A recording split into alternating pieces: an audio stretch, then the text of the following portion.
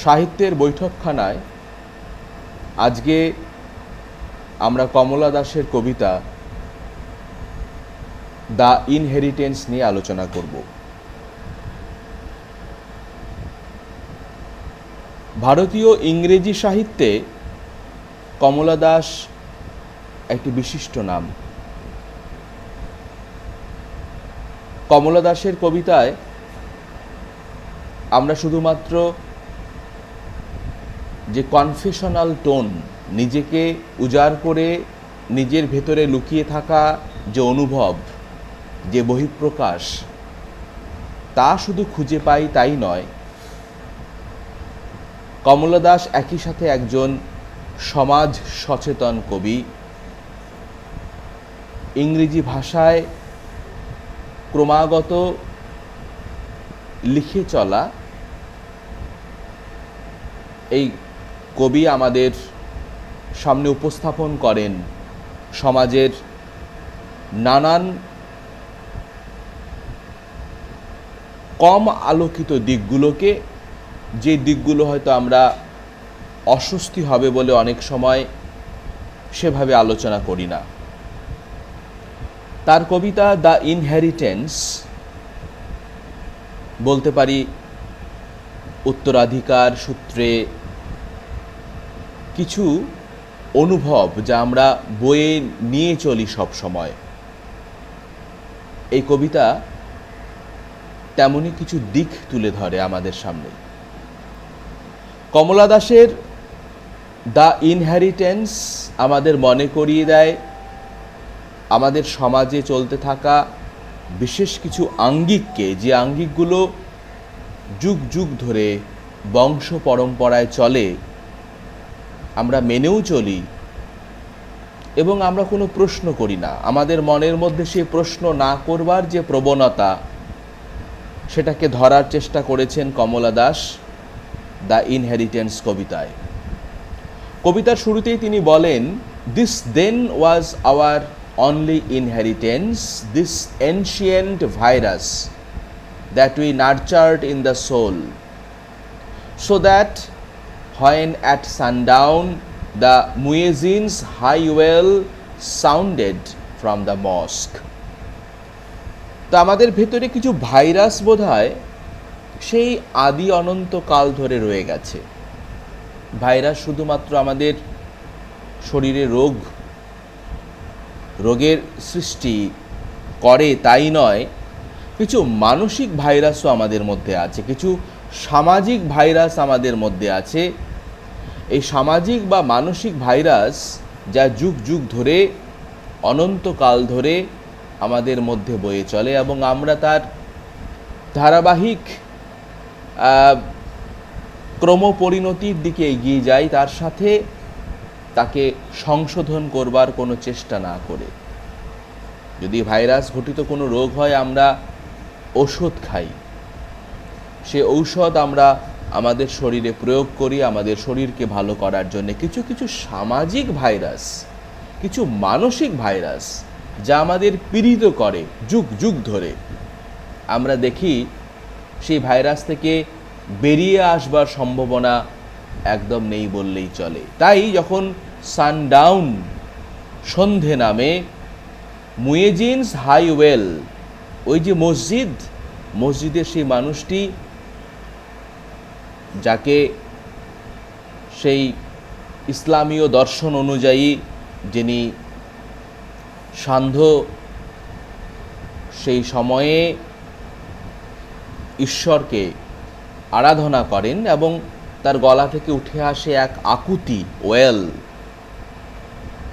ঈশ্বরকে অনুভব করবার এক আকুতি, এবং যিনি সকলকে বলেন তার সাথে সেই আজান পড়ার জন্যে, ঈশ্বরকে ডাকার তার যে আন্তরিক প্রচেষ্টা যা ছুঁয়ে যায় সন্ধেবেলার সর্বত্র, যাদের কানে সেই সন্ধেবেলায় ঈশ্বরকে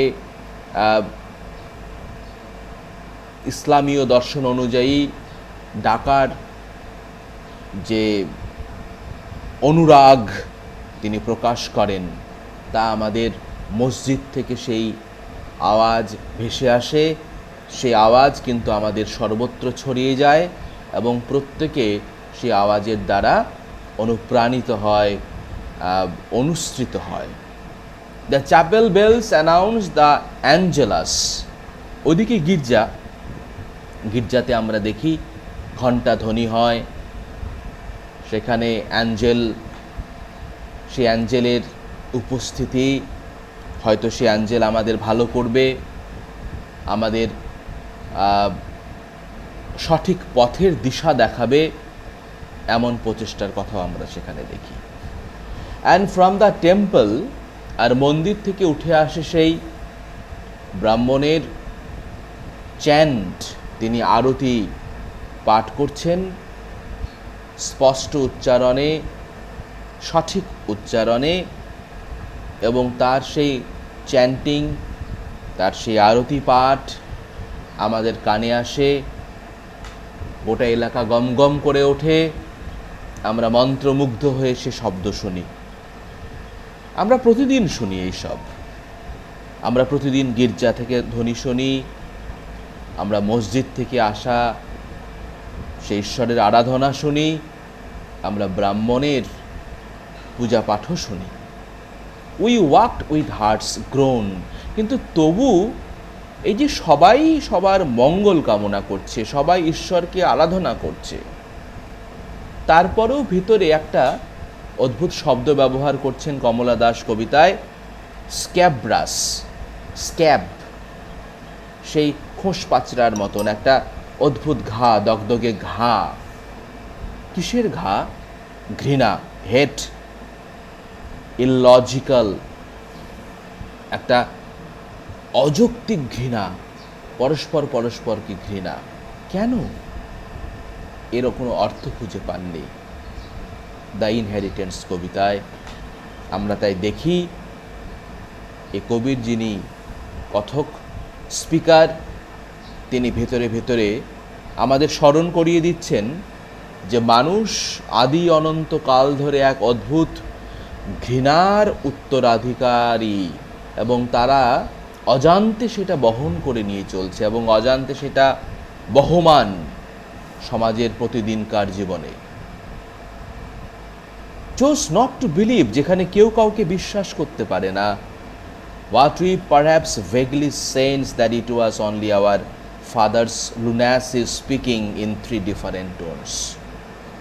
এবং এটা অদ্ভুত বংশ পরম্পরায় চলছে যে এখনকার যে জেনারেশন তার আগের জেনারেশনও একই রকম ভাবনা। এই যে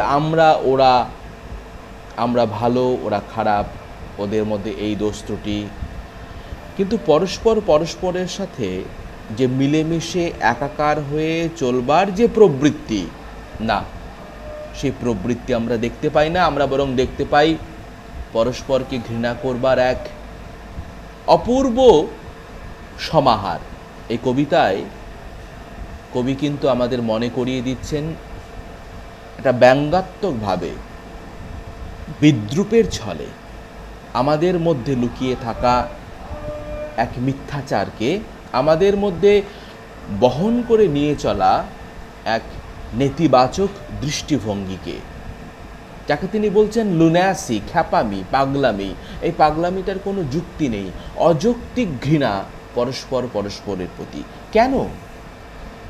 কথায় কথায় স্লে দে, ওদেরকে হত্যা করে ফেলো। ও তোমাকে বিশ্বাস করে না, তাহলে ও খারাপ। ও তোমার কথাকে বিশ্বাস করে না, ও নিজস্ব মতামত পেশ করে, ও নিজস্ব অন্য ধর্মমতকে সে অনুসরণ করে চলে, তাহলে ও খারাপ। এই যে আমার কথা না মানলেই বাকিরা খারাপ, এই যে ঘৃণার বার্তা, এই যে ঘৃণার মেসেজ যুগ যুগ ধরে, আদি অনন্তকাল ধরে বয়ে নিয়ে চলার প্রবণতা ইনহেরিটেন্স কবিতায় এখানেই কিন্তু স্পিকার আমাদের মনে করিয়ে দিচ্ছেন, এটা আমাদের মনের মধ্যে গেঁথে আছে।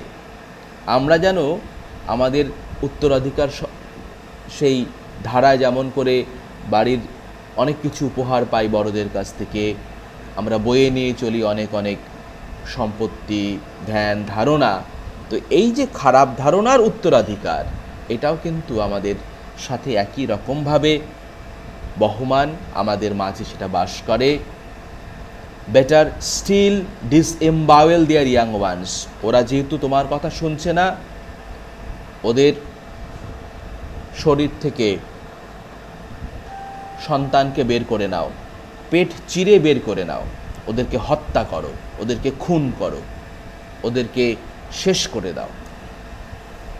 কোথাও তো এত ঈশ্বর আরাধনা, ঈশ্বর তো সবার মঙ্গল চান, এত মঙ্গল কামনার মধ্যে তো কোথাও বলা নেই পরস্পর পরস্পরকে ভালোবাসো।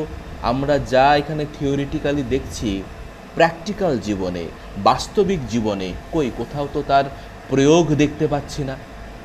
কেন এই বৈপরীত্য, প্রশ্ন করছেন স্পিকার। কবির কথাতেও সেই একই প্রশ্ন, কেন এই বৈপরীত্য, কী এর মানে, কী এর প্রাসঙ্গিকতা। তাই আমরা রাস্তায় দেখি পরস্পর পরস্পরকে ঘৃণা করছে, খুন করছে, হত্যা করছে।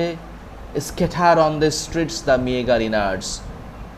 এই ভগবানকেই চান প্রতিদিন সকালে সন্ধ্যায় এই যে আরতি, এই যে ভগবানের কাছে এত আবেদন নিবেদন, ভগবানকে এই চান যে পরস্পর পরস্পরকে ঘৃণা করুক, হত্যা করুক, হত্যালীলায় সবাই আষ্টেপৃষ্ঠে যুক্ত হয়ে যাক। এটা তো কখনো ভগবানের চাহিদা হতে পারে না। O God blessed me, blessed be your fair name. তোমার নাম করে যারা প্রতিদিন সকাল সন্ধেবেলা তোমাকে স্মরণ করে, তারা কি করে এতটা ঘৃণার অধিকারী হতে পারে? অবাক হচ্ছেন কবি, অবাক হচ্ছেন আমাদের স্পিকার। এই কবিতার যিনি কথক, তিনি আমাদের মনে করিয়ে দিচ্ছেন, এরা কি তোমাকেও ভালোবাসে না গড? হে ভগবান, তোমাকে তোমার নাম করে এরা এত ভালো ভালো কথা বলে, অথচ তারপরে এরা এক ঘৃণার সংস্কার যুক্ত এক মন নিয়ে জীবন ধারণ করে। প্রতিদিনকার জীবনে এদের কত কত ঘৃণা বাস করে, কোটি কোটি ঘৃণা এরা বহন করে নিয়ে চলে। Blessed B the religion purified in the আনবিলিভার্স blood, blessed B hour sacred city. আমাদের মধ্যে বোধহয় এখন সেই তোমার আশীর্বাদ কামনা করছি আমরা।